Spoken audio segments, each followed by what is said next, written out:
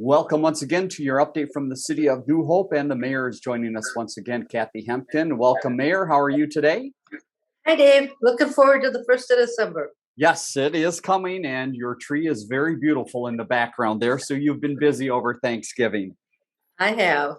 Let's talk a little bit about some things that are happening in the city. We've got a number of items to touch on today. We begin with council and commission appointments. Tell us a little bit about this process that happens on an annual basis, and I believe still the need for more people to step forward and help out. We do. We have numerous commissions in New Hope. They're volunteer jobs, but it gives you an opportunity to really see what's going on in the city. And so we're looking for people to apply for these commissions.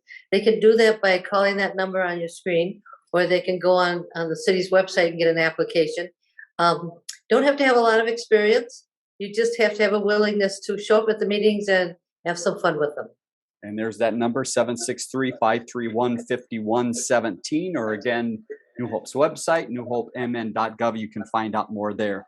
Under community development, we wanted to let residents know an update on the Hy-Vee work. How are the aisles online going?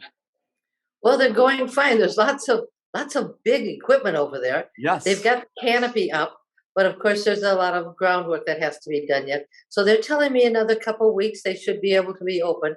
You can still order and pick up your groceries online. You just have to pick them up through the pharmacy drive-through now, which is a little different.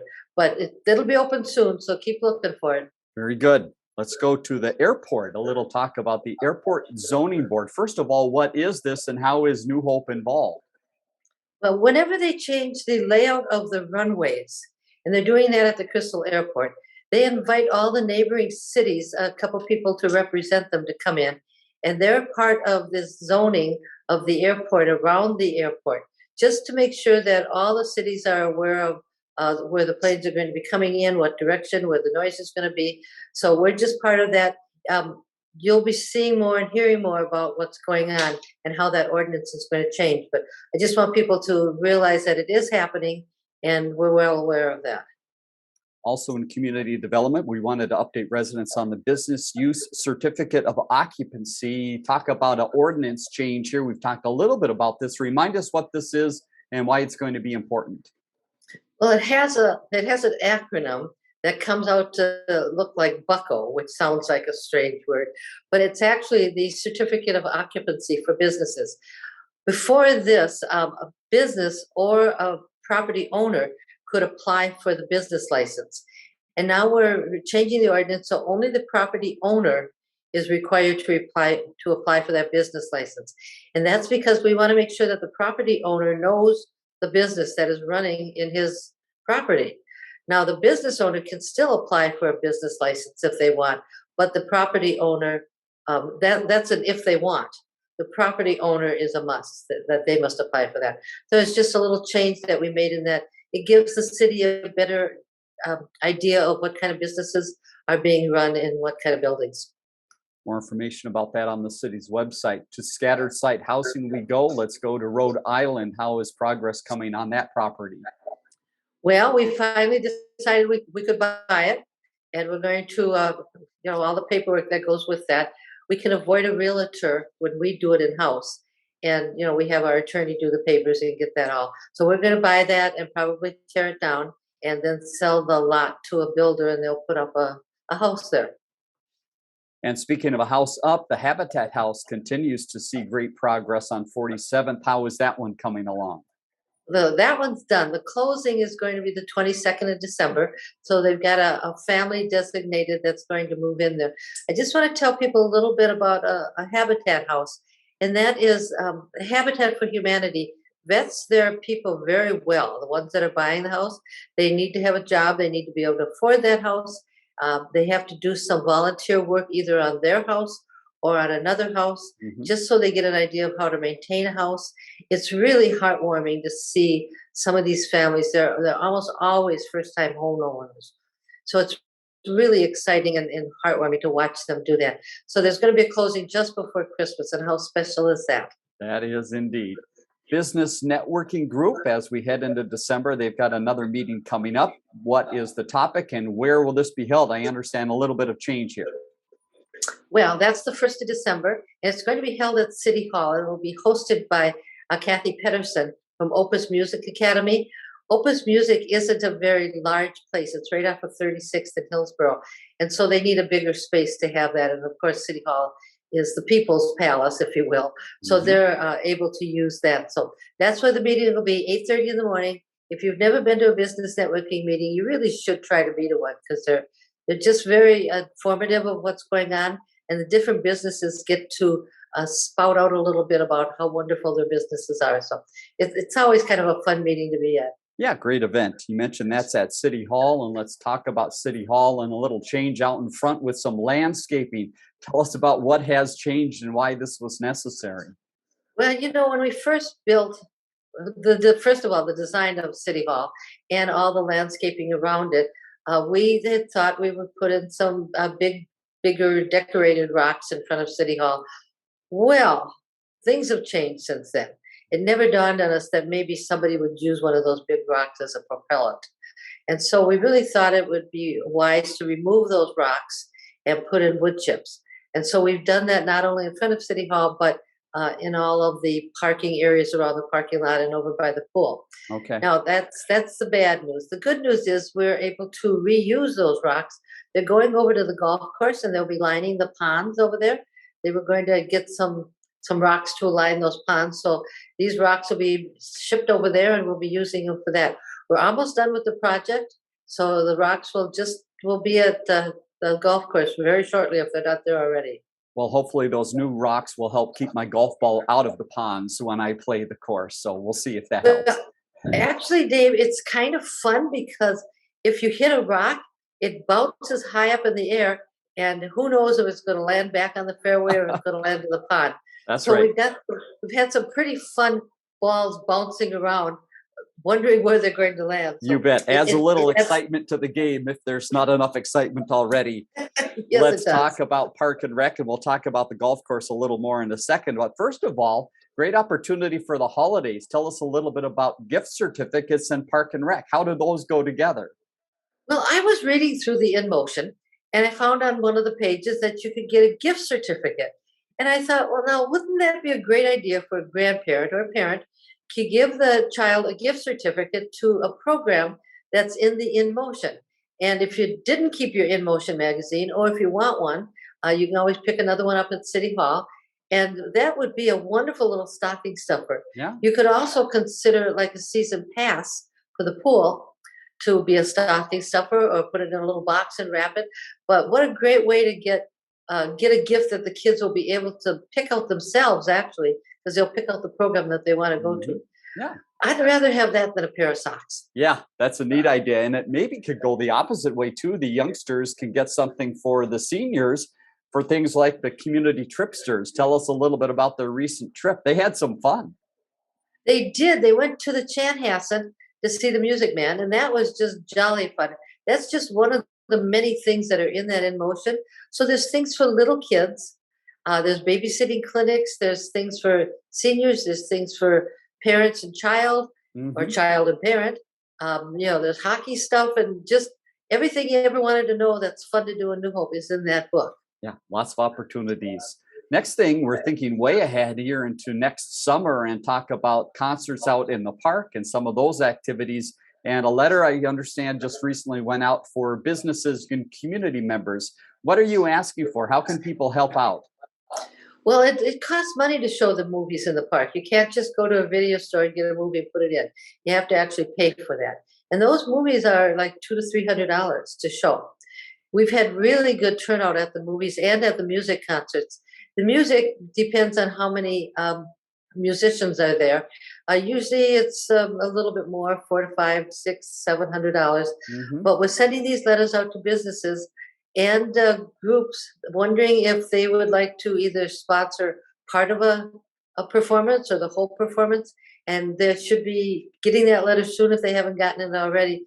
We always display the names of the sponsors and give them a lot of credit. And the credit also goes into some of our brochures so that people know who's sponsoring these free events at the park. Fantastic. And there's the website, newhopemn.gov. If you didn't get that letter or maybe lost that letter and you want to still help out, there's a way you can do that. Check through the website. Also coming up is the summer planning for the brochure. So again, we're just getting into winter, but the Park and Rec people really think ahead, don't they? They do. I think they think winter's over. Because Yes. they're starting to not only get the programs ready, but to get the instructors for the programs and get the areas that they're going to be in, and rent the space and all that stuff that goes with it. So they have started working on the summer brochure already. Fantastic. So that must mean winter can't be very long. All right. Well, back to reality here. You are working on, or the city's working on, schedule for attendance for the community gym. So again, need for staff people there, but also many great uses and groups that come in and use that facility, I would guess. So the community gym is that big gymnasium behind Cooper. And a few years ago, the city and the school district collaborated to build that gymnasium. And the deal was the school could use it during the daytime, and the city would use it in the evenings and on weekends. Well, we scheduled that, not the daytime hours, but we scheduled that time for use of the community gym.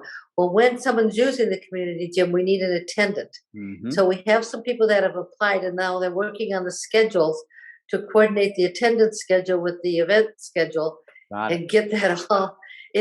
Some of this stuff just seems, I don't even think about it until actually I read about it. It's like, well, that seems reasonable. Right. So they're working on that. They're working on that December schedule now. Those things take a lot of coordination. Let's go over to the golf course quickly. Again, closed for the season, unfortunately, but still work continues on there. How are things going at the golf course as they close up? Well, they are closed, and the geese have gone. And last week they put manure on the sprinkler heads. So you look around the golf course and this big pile of brown stuff is on sprinkler heads. I did ask them why they did that. And apparently it's warm. They want to keep the sprinkler heads from freezing. But the other thing is, after the winter's over, they use that and spread it around the course. Nothing goes to waste at that golf course. That's good. This was the best year ever for that golf course. They had a little piece of the Sunday paper this last week, and Mark Severson, our director of the golf course, was quoted in that, so that was kind of exciting. But they're still planning on renting out the clubhouse. Mhm. It's a beautiful space if you haven't been in it. It's a little fireplace, beautiful view, seats about 75 people. You can bring your own food, bring your own beverage. It's really it's very reasonable to rent. Congratulations to Mark and the crew on all the great work there. Now over to the ice arena, where I know Mark spends a lot of time as well. How are things at the ice arena? And again, people can come in and do some open skating at a few times during the week. Oh, the ice arena has gotten really, really busy. And they can do that. So they can skate on Fridays and Saturdays. Fridays from 6:30 to 8. Sundays from 4 to 6.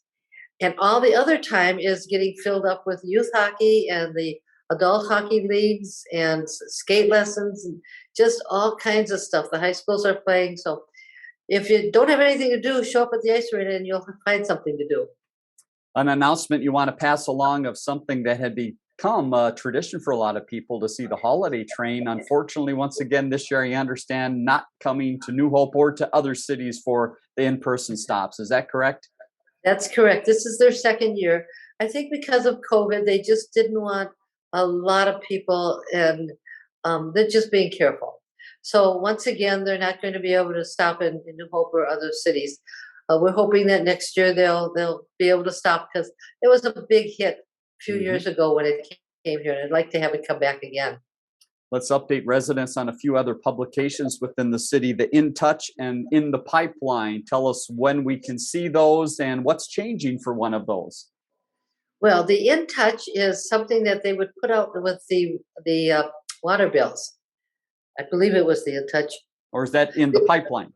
In the pipeline would go out with the water bills. The problem is, if you lived in an apartment, you didn't get a water bill. Right. You would bill for the water you use, but you didn't get a water bill. Or if you're in any multi-use facility, you didn't see that. You could go online to get it, but you just didn't get it that way. So the one you'll be getting now in December will be the last one that'll be coming out. After that, the other publication is called the In Touch, and that used to come out 4 times a year. They're changing that to 6 times a year, so every other month, and that'll be mailed to everybody's house. Okay. Therefore, we know that everybody's going to be getting to see the information instead of being sort of restrictive of just giving it in the water bill. Very good. All right. Look for that to happen, but we're doing that not necessarily to save money, but to make sure that everybody is informed on what's going on. Great to hear. The holiday lights map, there's still time for people to get out and do some decorating and then invite the whole city to come see their house. How do we get on that map? Well, you have until the 6th of December to get on the map. And those maps should be produced by the 10th of September. You can go online to the website that's on the screen, and you go online and get the map after the 10th of December. And then, pile the kids and grandma in the car and go for a little ride around New Hope, looking at all the cute lights all around. So make sure you get your name on the map before the 6th of December. All right, you see it there, newhopemn.gov/holiday lights to get on that map and then to get that map so you can travel around. Final note, speaking of December 6th, an important date for the council. What happens at the council meeting on the 6th? Well, we work first of all, it's not a regular council meeting. It's just a budget meeting. Okay. And it's at 7:00 at City Hall. The whole reason for that is so that the public can see the budget if they want to, listen to the presentation. They start working on this budget like in February. And we work at the budget and we add things that need to be added, subtract things that don't. And people need to know where it's their money. They need to know where it's being spent. Mm-hmm. So they can go online and look at the budget, but it's a whole lot more fun to actually see it being presented. So 7:00 on the 6th of December at City Hall. And if you want to find out more on the city's website, again, newhopemn.gov, we mentioned a number of things happening in the city. And again, all listed on the website. So make sure you stop in and check things out. Mayor, thank you once again for your time today. Great to talk to you as always, and we'll see you again next week. Thanks, Dave. See you then. Bye-bye. Learn more about The Connection at ccxmedia.org and follow us on social media.